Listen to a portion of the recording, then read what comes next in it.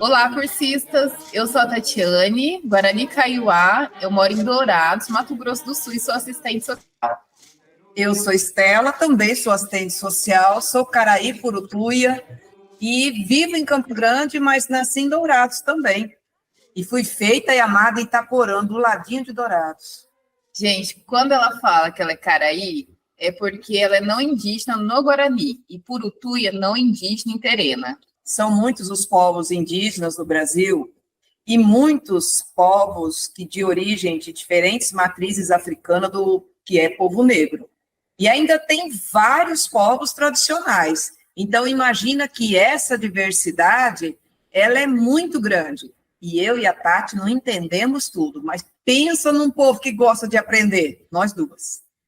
Nós preparamos um material para apoiar essa aprendizagem e queremos reafirmar que não temos todas as respostas que possam surgir, mas queremos muito apoiar o conhecimento e estamos dispostos a ir buscá-los. E olha, tem um fundamento que a gente não abre mão. Tudo que a gente vai conversar tem como base que não tem jeito os direitos humanos de todas as pessoas, e em especial e com prioridade absoluta das crianças e adolescentes. Outro fundamento é considerar que cada povo, e dentro de cada povo há muitas diversidades, reconhecer que houve genocídio com os povos indígenas, com a morte provocada por doenças e assassinatos em massa, é nos colocarmos diante da necessidade de o tempo todo recontar a história. E a escravidão do povo negro e a manutenção das atuais mortes dos nossos jovens, as violências contra as mulheres e as crianças não podem mais serem aceitas. E as comunidades tradicionais, jogadas para as condições mais desumanas e sem políticas públicas, exigem que tomemos posição na garantia dos direitos das crianças e de todos esses grupos. E um dos pressupostos, um dos valores essenciais das políticas públicas brasileiras é a equidade. É a necessidade de tratar diferentemente quem mais sofre com as desigualdades e opressões.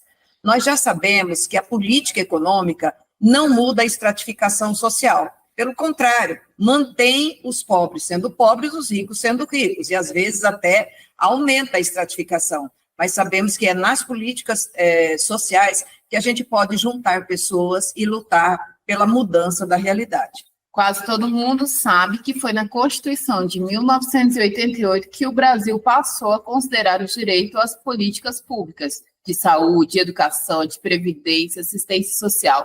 Tudo foi se desenhando em sistemas e hoje temos o SUS, o SUAS, Educação e Segurança Pública organizadas nacionalmente.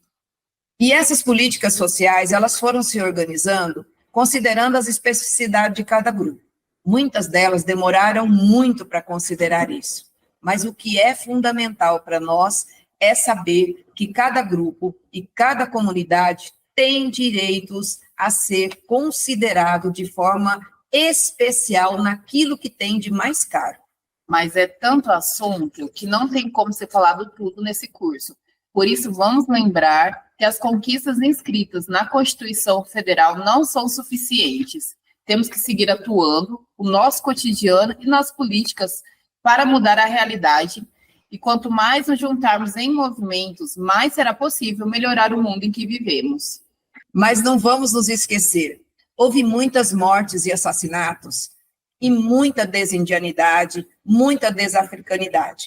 O que significou isso? Muita gente não queria dizer que era negro, e muita gente não queria dizer que era indígena, porque se dissesse isso, imediatamente era tolhido nos seus direitos. Mas muitos povos e grupos resistiram e hoje estão lutando por seus direitos. Esse curso, por exemplo, é fruto de muita gente, incluindo negros, indígenas, estudiosos da causa e muita gente parceira que empunhou a causa. E não vamos esquecer, são os de baixo que fazem a diferença. É quando a gente muda a base da pirâmide social que a pirâmide inteira muda. E é por essa causa que a gente hoje está aqui para lembrar que também nós que ajudamos a escrever o ECA não nos lembramos de tantas especificidades que tinha que ter as crianças. E as crianças, muitas vezes, não foram lembradas naquilo que tem de mais caro, que é a sua cultura, o seu povo, os seus valores. Mas depois o ECA foi sendo modificado e já foram sendo incorporadas as questões relativas ao respeito às diversidades étnico-raciais. No entanto, as políticas sociais nem sempre respeitam os costumes e as tradições e atuam de forma colonial. A alteridade nem chegou a muitos serviços, programas e políticas. Olha, tem gente que ainda acredita que a FUNAI é tutora dos povos indígenas. Tem gente que ainda vai na FUNAI para qualquer assunto, e não é isso. Cada política tem que se responsabilizar pelas crianças e pelos adolescentes. A educação, a saúde, a assistência social, a segurança pública, elas precisam se responsabilizar e, mais do que isso, considerar a diversidade. Então, não vamos nos esquecer. Uma outra questão fundamental: esses povos não são vulneráveis. Eles são fortes, porque resistiram até agora. Então, se resistiram, são fortes. Vamos deixar de lado essa história do vulnerável, porque realmente não o são. Viram? É muita conversa para o curso. E as mudanças estão sendo muito rápidas. Por exemplo, o censo do IBGE de 2022 aponta que a maioria dos povos se declaram pardos e negros e que moram nas cidades e não nos territórios demarcados, a grande maioria. Isso exige mudança rápida das posturas dos gestores públicos, dos trabalhadores das políticas sociais, porque o povo negro, o povo indígena e todas as diversidades estão do lado da nossa casa, da onde a gente mora, especialmente em todas as formas de estar na zona urbana. E ainda tem a etnogênese. Muitos e muitos estão se auto-identificando como indígena, negro, comunidades tradicionais. E olhar isso não é fácil. Nossos olhos ainda não estão suficientemente sensíveis com tanta diversidade. E olhar isso nas crianças é considerá-las sujeitos de direitos, pessoas em desenvolvimento de seu próprio povo. E olha, tem uma porção de países olhando para nós, porque talvez o Brasil seja o povo mais diverso que a gente tem.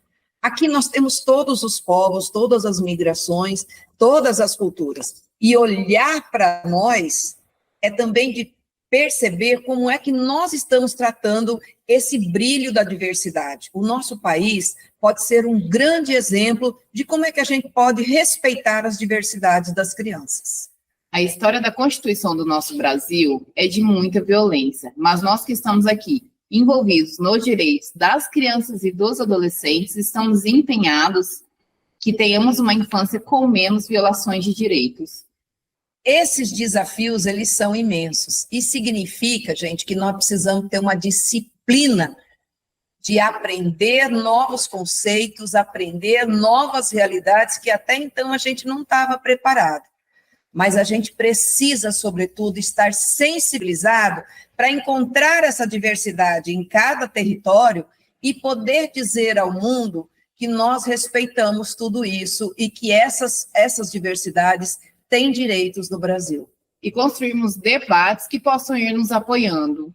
Nós todos envolvidos no curso em desenhar, trocar, somar esforços para viabilizar esses direitos.